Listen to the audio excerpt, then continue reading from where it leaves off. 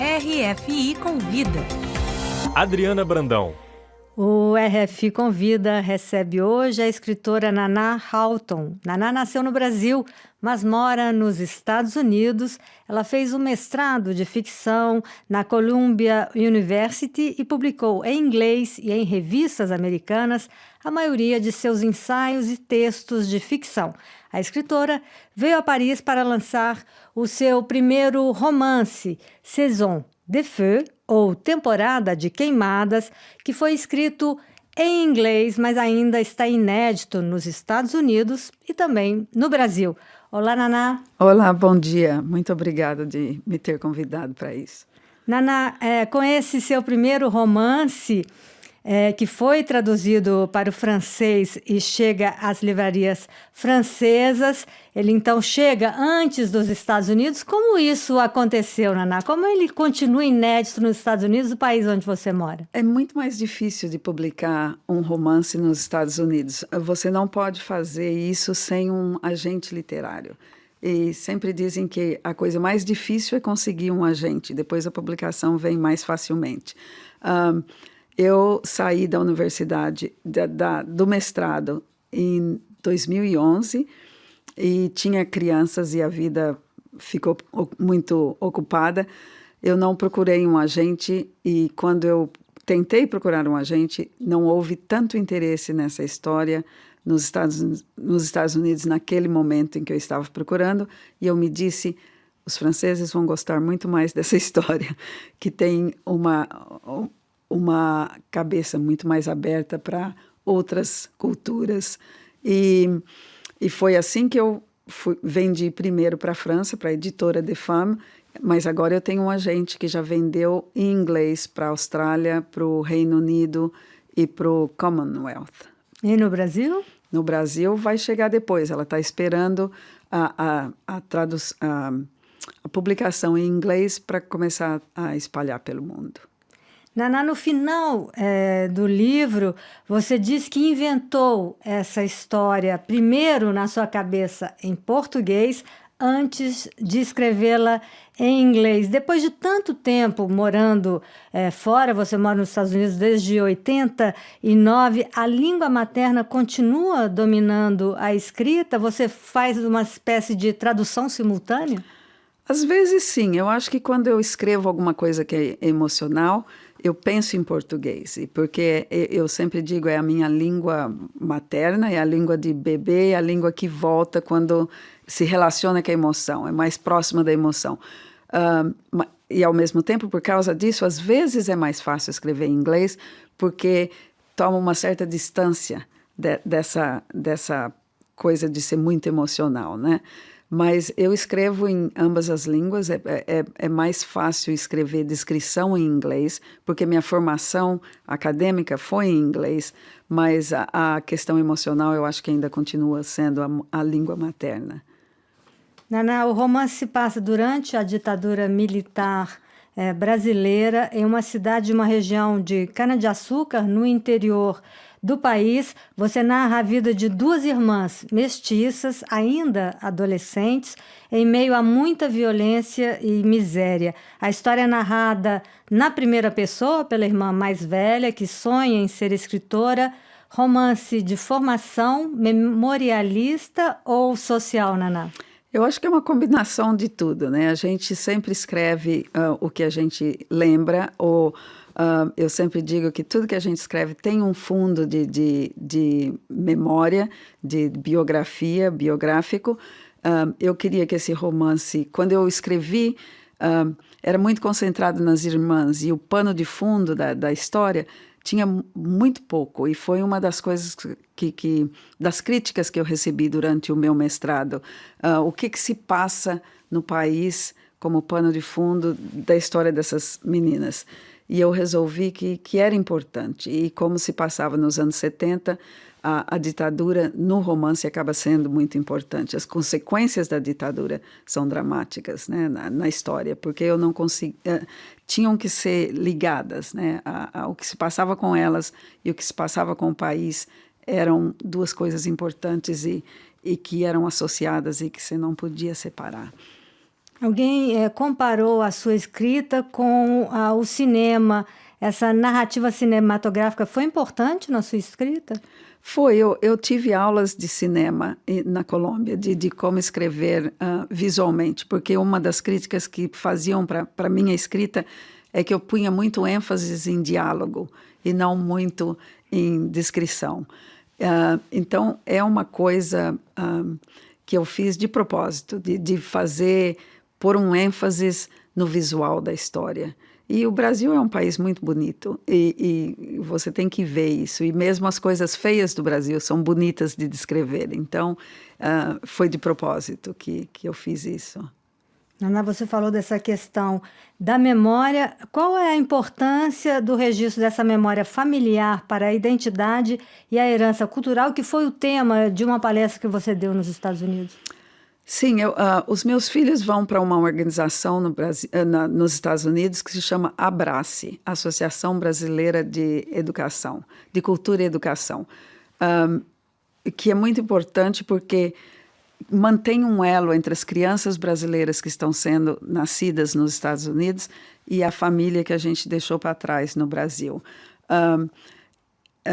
Então, existe essa importância. E para eles, não só para eles, mas para mim, porque senão, embora eu seja o elo para eles, entre o Brasil, a geração antes de mim, minha mãe, minha família, era importante para eles aprenderem a língua, aprenderem a cultura, viverem no Brasil. Eu os levei para viver no Brasil durante 6 meses, porque eu acho que a cultura, a memória é importante. Não só a memória histórica, mas a memória de família.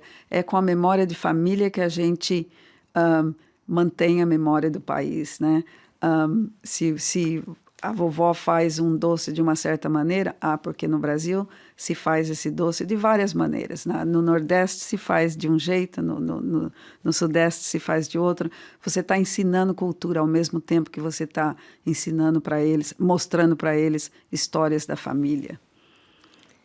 Naná, no romance, a narradora tem origem indígena, negra e judaica. A questão do pertencimento, da etnia, é central? É a questão central do seu livro? Eu acho que é uma das questões centrais, sim. A etnia e a questão de classe são muito presentes nessa história, né? Elas são 2 meninas pobres, são de raça mestiça, misturada, de várias culturas. E eu queria mostrar isso porque no Brasil existe bastante racismo, mas não é só o racismo do branco contra as etnias. Você pode ver na história que as famílias, os índios não gostam muito dos negros, que não gostam muito dos índios, que não gostam do branco, que acusam os judeus de terem comido criancinha. Então, essa questão racial no Brasil, que eu acho que é importante de dizer que o racismo no Brasil é meio generalizado. A gente não pode dizer que existe uma etnia brasileira que não gosta das outras, né? É uma coisa que a gente tem que aprender a superar e eu acho que a gente supera muito mais rapidamente, a gente admite que é meio general, que não é só um contra todos, né? E tem também a questão feminina. As mulheres alvo de muita violência.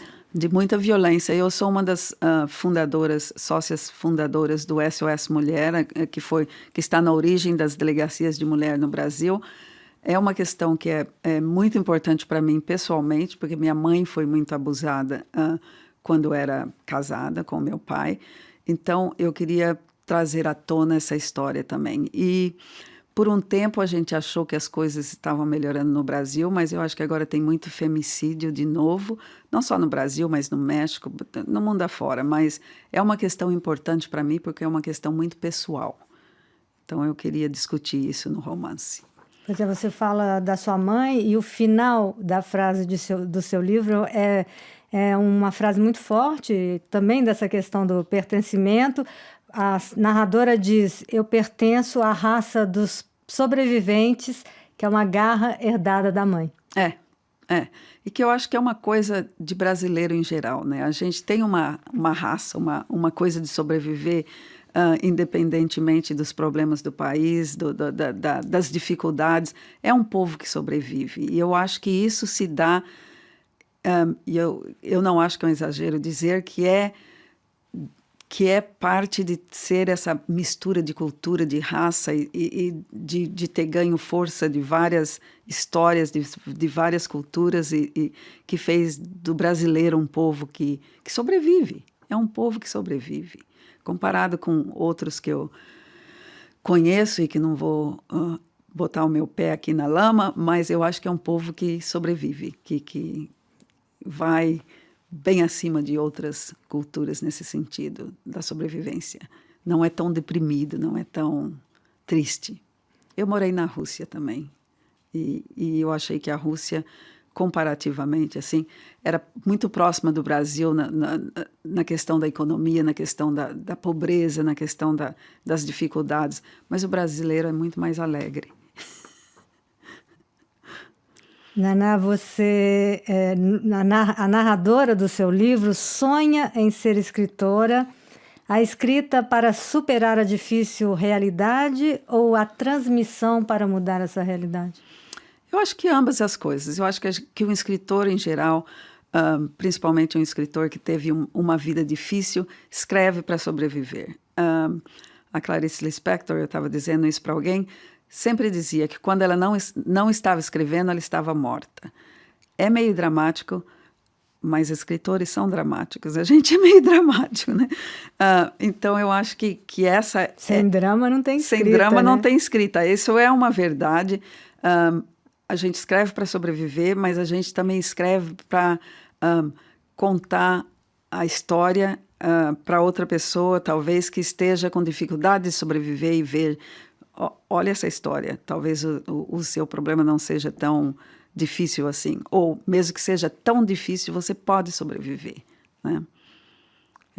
Você citou a Clarice, né, que foi a grande escritora brasileira de meados do século XX. O Brasil teve outras grandes escritoras, mas elas eram minoria. Você acompanha a produção literária contemporânea brasileira escrita por mulheres e atualmente principalmente por mulheres negras que têm tido cada vez mais visibilidade, Naná? Graças ao DEFAM, minha editora, eu conheci Evaristo, Conceição Evaristo, que é publicada também na França por elas. Eu não acompanho muito o Brasil, mas eu tenho uma amiga brasileira que é escritora de livros infantos juvenis e ela me mantém a par do que está acontecendo. A professora Márcia Abreu, da Unicamp, que é escritora, que escreve livros para as crianças. Aos poucos, eu estou fazendo uma volta ao Brasil. Eu meio que fui embora, mergulhei na literatura americana, porque estava fazendo um mestrado de escrita criativa e é o que eles te fazem aprender, mas eu me sinto aos poucos voltando ao Brasil. E é uma volta muito agradável e ótima. Você saiu do Brasil, né, muito jovem. Você, como a narradora, a narradora sonhava em vir para Paris. Você veio para Paris, morou aqui antes de ir para os Estados Unidos, militou no movimento feminino brasileiro e também francês. Como você vê a evolução nesses últimos anos da situação das mulheres que você denuncia nesse livro? Olha, eu tinha esperança de que as coisas tivessem mudado para melhor. E eu acho que, de fato, mudaram. Eu não quero ser tão pessimista de dizer que nada mudou, mas eu acho que durante um momento, ou talvez por alguns anos, houve um certo relaxamento da awareness, de estar consciente de que a luta nunca acaba, né? A gente não pode parar de lutar porque a gente perde alguma coisa. Eu acho que um exemplo é a luta da democracia nos Estados Unidos, por exemplo. Um país que tem uma história democrática muito forte, muito grande, e que a gente viu no dia 6 de janeiro de 2020. 2020, foi isso já? Isso, tanto 2020. Tempo? Nossa, como passa o tempo. Que era uma democracia frágil e que é uma democracia frágil. Então, tudo que a gente luta para mudar, a gente não pode meio que achar que já conseguiu, chegou num patamar que está tudo bem, que não precisa fazer mais nada, porque as coisas podem mudar muito rapidamente e a gente tem que continuar muito atento, eu acho. Naná, o paralelo com o Brasil ultimamente tem sido feito muito paralelo entre o Brasil e os Estados Unidos. 6 de janeiro de 2020 em Washington, 8 de janeiro de 2023 em Brasília. Você falou da distância para a escrita que ajuda, essa distância em relação ao Brasil também ajuda aí a ver as diferenças, os paralelos e os recuos e avanços? Ajuda. E meio que te inquieta também, que eu fiquei muito... Eu não achava que isso podia acontecer nos Estados Unidos, mas porque já tinha acontecido, não me surpreendeu tanto que tenha acontecido no Brasil, porque eu acho que esse movimento antidemocrático é meio que mundial no momento, né? E os paralelos entre o ex-presidente Trump e o ex-presidente Bolsonaro eram muito fortes e muito evidentes. Eles meio que tinham os mesmos objetivos, né? E também eram influenciados pela mesma pessoa, Steve Bannon, que teve muita influência no Trump e que teve muita influência no Bolsonaro, porque eu acho que ele estava se encontrando com os filhos do Bolsonaro, fazendo um movimento. Então, eu acho que existem muitos paralelos, mas, ao mesmo tempo, eu espero que exista, que o paralelo de querer uma democracia e de lutar por uma democracia continue forte no Brasil também e que a gente sobreviva, né? Perfeito, muito obrigada, Naná. Muito obrigada, Halton, que veio aqui nos falar, então, sobre o lançamento em francês do seu primeiro romance, Saison de Feu, em português, Temporada de Queimadas. Muito obrigada e sucesso. Muito obrigada pelo convite.